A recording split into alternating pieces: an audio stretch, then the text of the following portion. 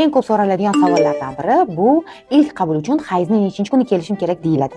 İlk qabulda albatta sizni UZD tekshiruvdan o'tkazamiz. Aslida umuman hayzingizni nechinchi kunida kelishingizni farqi yo'q, chunki butun sikl davomida qaysi kuni UZD qilishimizdan qat'iy nazar o'zimizga kerakli ma'lumotlarni ola olamiz.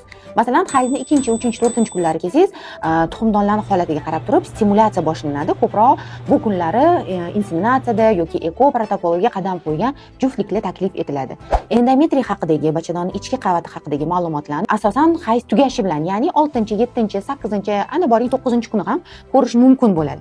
Agar ovulyatsiyani o'rnida folikulga yorilib o'rnida hosil bo'lgan sariq tanani aniqlash uchun va endometriy qavati umuman yorilgan folikulga mos ravishda qalinmi, shuni aniqlash uchun hayzni 12-kunidan deyarli 22-24 kunigacha murojaat qilishingiz mumkin bo'ladi.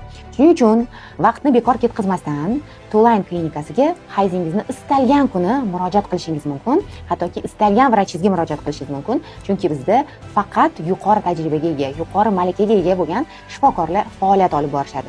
Agar ma'lumot sizga qiziq bo'lsa va konsultatsiyaga yozilmoqchi bo'lsangiz, albatta UZD so'zini To'layn sahifasida qoldiring.